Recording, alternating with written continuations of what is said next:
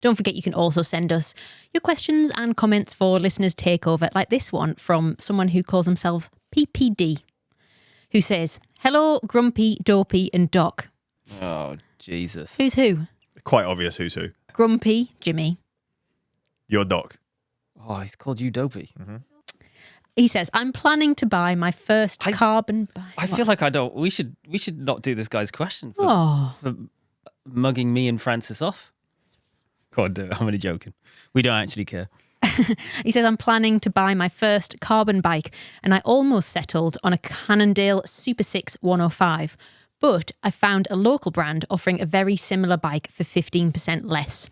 The components are more or less the same and the frame and fork are most certainly from an OEM in China. I know you guys have ridden numerous bikes, so you're probably in the best position to answer this. Do different carbon frames really feel that much different? And is that difference, if any, enough to justify a 15% price increase? Big brands are always marketing their frames as more aero, stiff, lighter, faster, but I don't know how all of that translates into the real world." Well, I would argue that a 15% price increase is an insignificant increase to ensure appropriate R&D and warranty. Yeah, so we've talked about this slightly in the past. Essentially, if carbon fails, it fails catastrophically. We've spoken to carbon repair experts before who have said that their view is that the best place to buy carbon is from a big name brand, as ultimately you know that their R&D and QC is good. Doesn't mean this, just because something's coming from China, just because something's OEM, doesn't mean it's bad. Correct. I think what you have to do is research, see, how well known is the brand? Are there reviews? Speak to them, question them about their quality control, ask about their safety testing standards, and make a decision based on that. What's their post-sale care like? As we've talked about in previous episodes, at some point, most things do go wrong. It's about how brands respond. So I would read reviews, that kind of thing. And if it doesn't exist, it doesn't mean it's bad, but it's more of a question mark. I think people sometimes don't think of buying products in the same way that we do because we're always looking at how things might impact people and consumers. You guys and us actually buying stuff. But essentially, either legislation of the country that you live in and or certain standards of brand operations are risk assessments that are essentially approving or not approving if something is appropriate for you to use.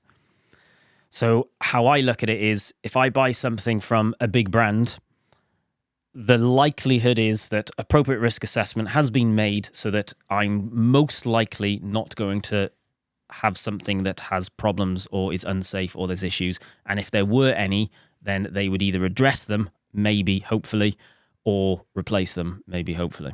Yeah. And again, I just want to reiterate, we're not saying all stuff from China, all OEM stuff is bad. We don't even know the brand he's talking about here. What we're saying is it's something to consider with carbon. Yeah, there's loads of Chinese brands that are absolutely fantastic. Most of the carbon bike stuff we're getting our hands on anyway is from China.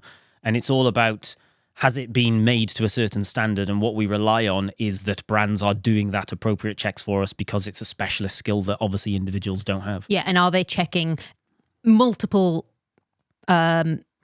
product in their batches, because that's what quality control is. You might make something and the prototype is perfect, but how much deviation is that within the production line?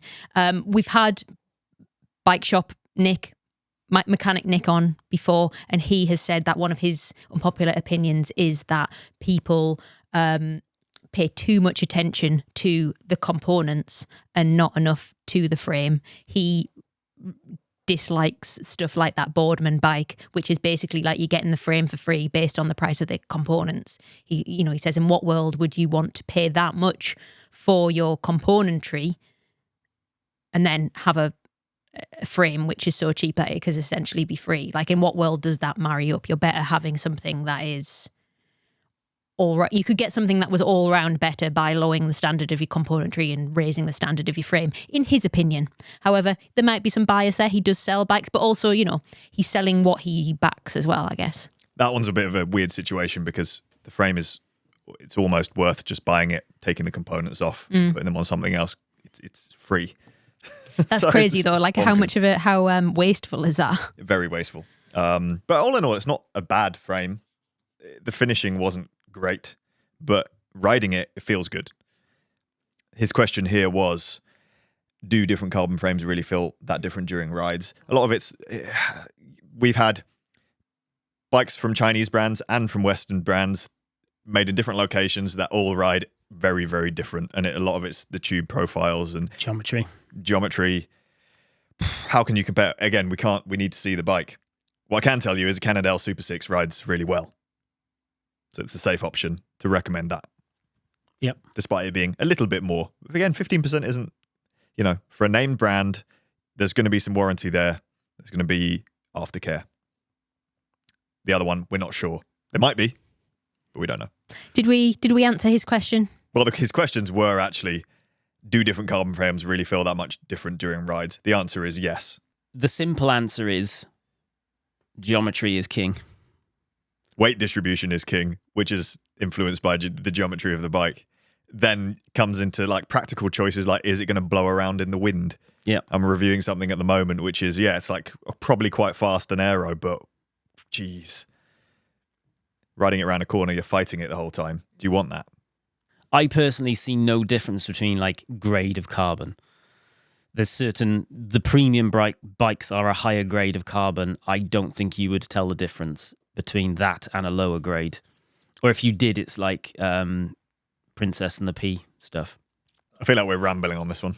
Well, keep rambling. No, it's fine. You've done enough rambling because we are right on the timing that we wanted to hit for this episode. So good rambling, guys.